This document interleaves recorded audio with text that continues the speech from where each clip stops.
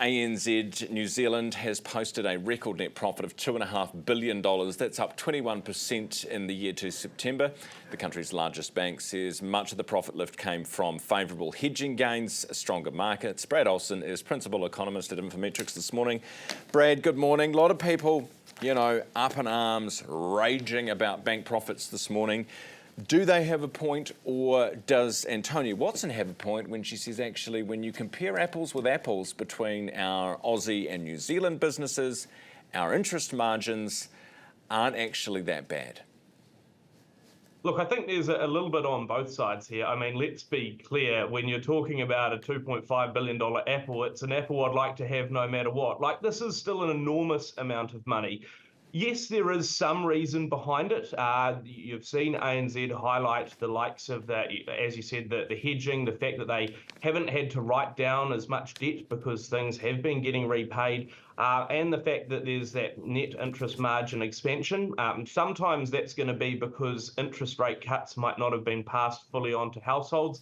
To be fair, it's also a lot of the time because people keep their cash in their savings account and don't do anything more with it. They don't think about term deposits or anything else. But I think, look, there is quite a fair element where ANZ has said, look, actually, a lot of this is because they, as a bank, have to hold more capital. They've been required to do that by the Reserve Bank. And that capital does get funded out of profits. And so, yes, there is a fairer argument. There's an element as well where you look at a lot of businesses who, of course, need to turn a profit to keep going. Otherwise, they wouldn't stay in business. But at $2.5 billion with a 21% surge, you do have to start to ask yourself, does that not mean that if you're doing it that well already, clearly as a bank, ANZ is in a good position, could they not make sure that when interest rate cuts come through, they pass through absolutely everything? Because clearly the economy could do with a little more help at the edges. I agree with you, but it's not the only factor that goes into determining a retail interest rate, right?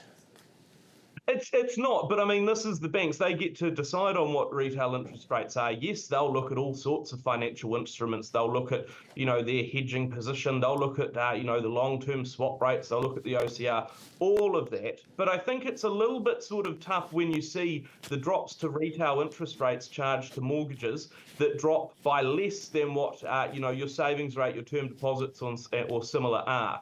If I'm someone who's sitting there who's thinking about either taking out a mortgage or putting my money into savings, there really does seem to be a little bit more of a split at the moment between, what you are getting when you put money in the bank from a savings point of view versus when you get it out.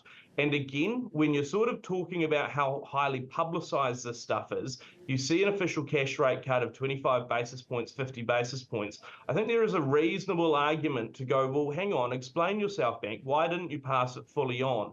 Especially when you're making this sort of money. I mean, look, we'd still be having this argument, this conversation if it was 1.5 or $2 billion.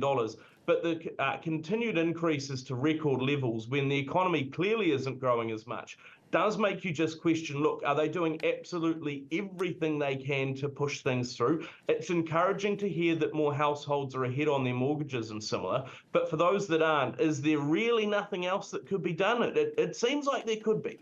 All right. So do we hate them? In summary, yeah, no, we hate them. No, we don't. No, we don't hate them. I don't think we hate them. I think, look, we're always frustrated. There's a love-hate relationship. You don't like paying your mortgage, but also they make sure you get a house or that you get savings or you get to be able to take money out every day to pay for groceries. It's like a marriage. Brad, it's like a marriage. Some days you love them, some days you hate them.